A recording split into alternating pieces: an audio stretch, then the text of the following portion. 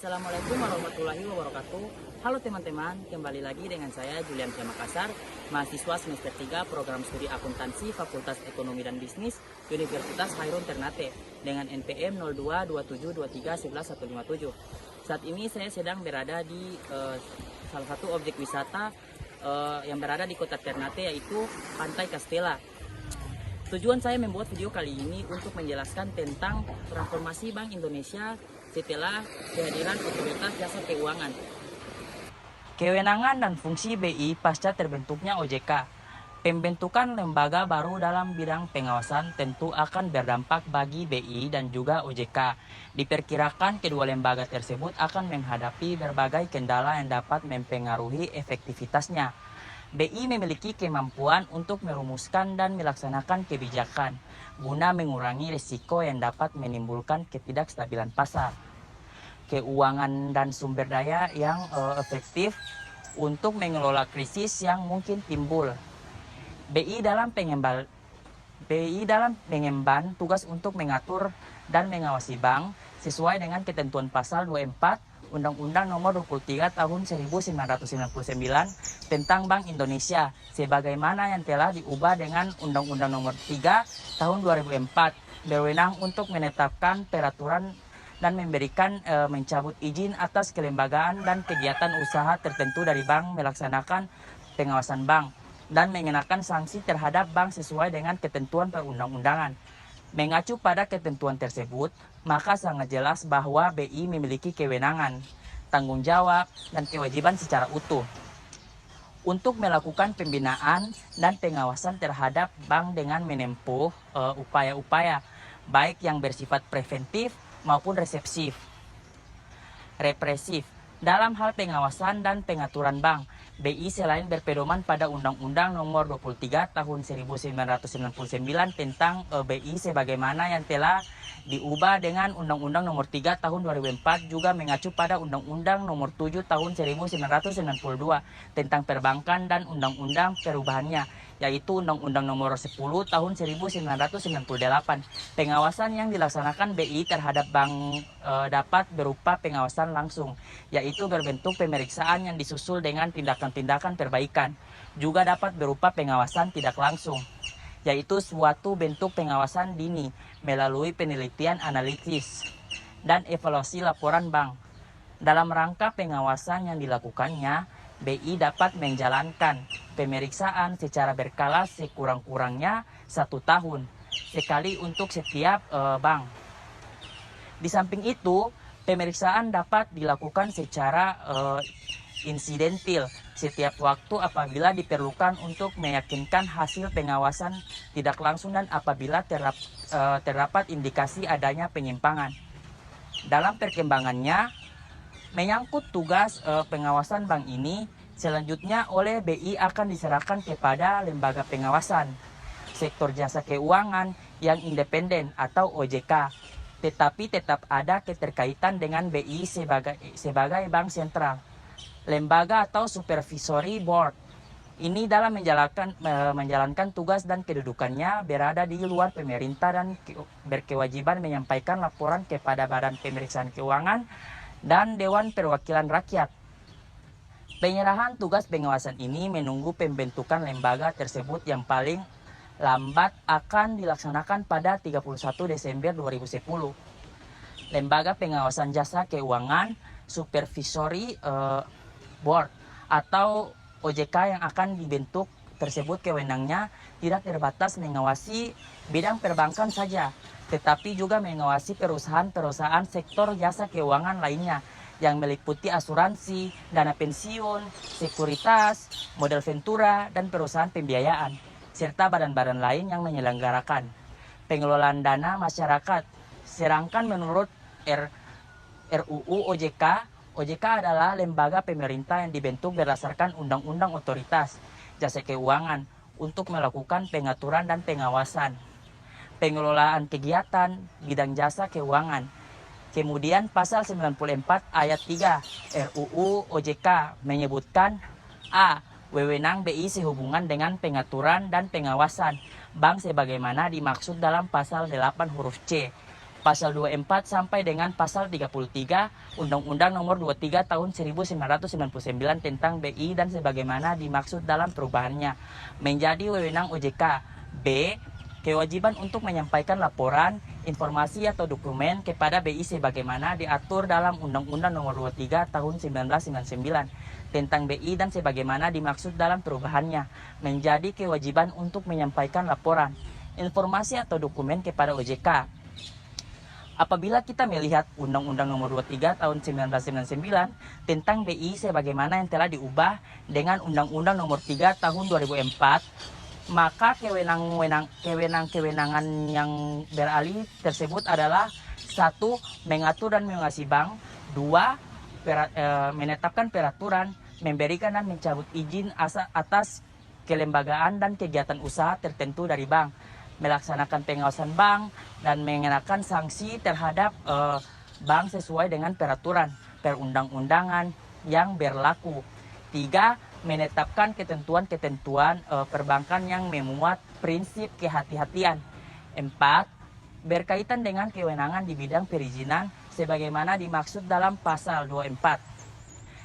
A. Memberikan dan mencabut izin usaha bank. B. Memberikan izin pembukaan, penutupan, dan pemindahan kantor bank. C. Memberikan persetujuan atas kepemilikan dan kepengurusan bank dalam memberikan izin. D. Memberikan izin kepada bank untuk menjalankan kegiatan-kegiatan usaha tertentu. 5. Melakukan pengawasan bank sebagaimana dimaksud pasal 24 yaitu pengawasan langsung dan tidak langsung. 6. Mewajibkan bank untuk A. Menyampaikan laporan, keterangan, dan penjelasan sesuai dengan tata cara yang ditetapkan oleh Bank Indonesia. B. Apabila diperlukan kewajiban tersebut di atas dikenakan pula terhadap perusahaan induk, perusahaan anak, pihak terkait, dan pihak terafiliasi dan bank.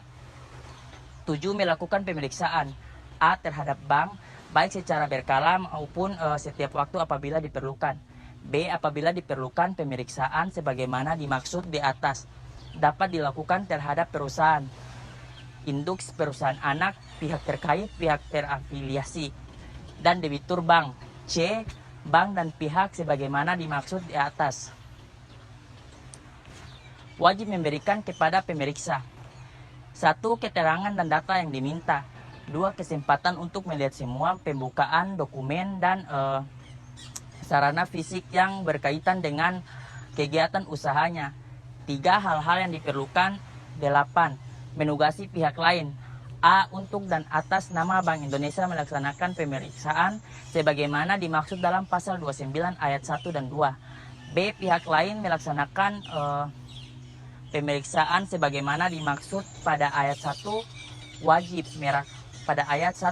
merahasiakan keterangan dan data yang diperoleh dalam pemeriksaan. C. Syarat-syarat bagi pihak lain yang ditugas pada ayat 1 ditetapkan dengan peraturan Bank Indonesia. 9. Memerintahkan bank untuk A. Menghentikan sementara sebagian atau seluruh kegiatan transaksi tertentu apabila menurut penilaian OJK terhadap suatu transaksi patut diduga merupakan tindak pidana di bidang perbankan. B. Berdasarkan penilaian di atas, OJK wajib mengirim tim pemeriksa untuk meneliti kebenaran atas dugaan tersebut. C.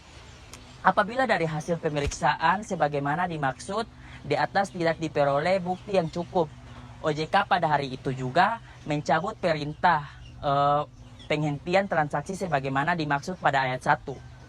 10. Mengatur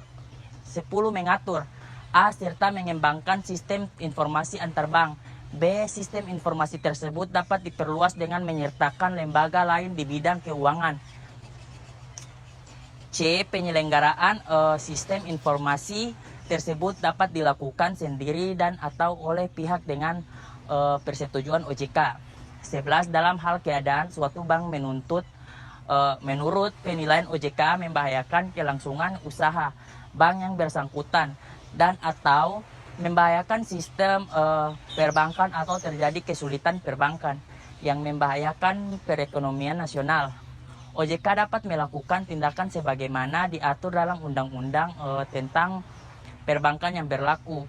Jadi berdasarkan uraian di atas, jika paling lambat 31 Desember 2010 OJK telah terbentuk, maka pengawasan perbankan tak lagi berada di tangan Bank Indonesia.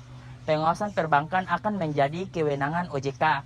Bank Indonesia sebagai bank sentral meskipun telah terbentuk lembaga pengawasan tersebut. Perannya tidak bisa dikesampingkan dalam pengawasan bank karena lembaga tersebut atau OJK tetap harus mempunyai hubungan koordinasi yang baik dengan Bank Indonesia, diantaranya menyangkut keterangan dan data makro perbankan yang ada. Setelah OJK terbentuk, Bank Indonesia akan fokus kepada kewenangan dalam hal kebijakan moneter, yaitu kebijakan untuk mencapai dan memelihara kestabilan nilai rupiah yang dilakukan antara lain melalui pengendalian jumlah uang beredar dan atau suku bunga.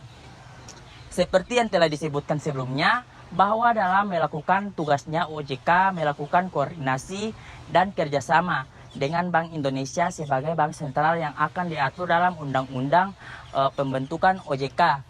OJK ini nantinya dapat mengeluarkan ketentuan yang berkaitan dengan pelaksanaan tugas pengawasan bank dengan koordinasi dengan BI dan dengan Bank Indonesia dan meminta penjelasan dari Bank Indonesia keterangan dan data makro yang diperlukan. Penjelasan pasal 34 Undang-Undang nomor 3 tahun 2004. Tugas dan wewenang OJK dalam hal pengawasan perbankan hanya berkaitan dengan aspek mikroprudensial seperti kelembagaan, kegiatan usaha, dan penilaian tingkat kesehatan. Sedangkan aspek makroprudensial berkaitan dengan kebijakan moneter dan sistem pembayaran seperti ketentuan tentang giro wajib minimum atau GWM, ketentuan devisa, operasi pasar terbuka atau OPT, dan laporan-laporan serta pemeriksaan yang terkait dengan pelaksanaan tugas di bidang moneter dan sistem pembayaran merupakan kewenangan dari Otoritas Moneter Bank Indonesia. Tugas mikroprudensial banking regulation yang menjadi kewenangan OJK meliputi kewenangan membuat dan menetapkan pengaturan yang berkaitan dengan pelaksanaan pembinaan dan pengawasan bank serta ketentuan kehati-hatian yang berkaitan dengan individual bank dalam rangka menjaga bank tetap aman dan sehat.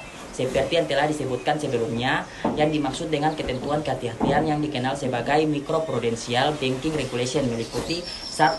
Pengaturan kelembagaan, antara lain mengenai perizinan untuk pendirian bank, pembukaan kantor bank dalam negeri, kepemilikan dan kepengurusan marger, konsolidasi dan akuisisi bank. 2. Pengaturan kegiatan usaha dan pengelolaan bank, antara lain mengenai sumber dana, penyediaan dana, aktivitas di bidang jasa. 3. Pengaturan pembinaan dan pengawasan bank, antara lain mengenai penilaian tingkat kesehatan bank. 4. Peraturan likuidasi bank, antara lain mengenai pencabutan izin usaha, pembubaran dan likuidasi bank.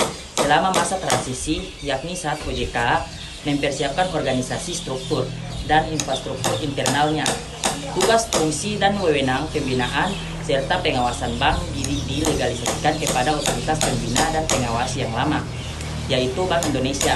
Pendelegasian pelaksanaan tugas serta wewenang dimaksud dilakukan paling lama 2 tahun sejak persetujuan dan pengesahan RUU OJK dan DPR Presiden. Hal ini sesuai dengan penjelasan pasal 34 ayat 2 Undang-Undang nomor 3 tahun 2004 yang menyebutkan bahwa pengalihan fungsi pengawasan bank dari Bank Indonesia kepada lembaga pengawasan sektor jasa keuangan dilakukan secara bertahap setelah dipenuhinya syarat-syarat yang meliputi infrastruktur, anggaran personalia, struktur organisasi, sistem informasi, sistem dokumentasi, dan berbagai peraturan pelaksanaan berupa perangkat hukum serta dilaporkan kepada DPR.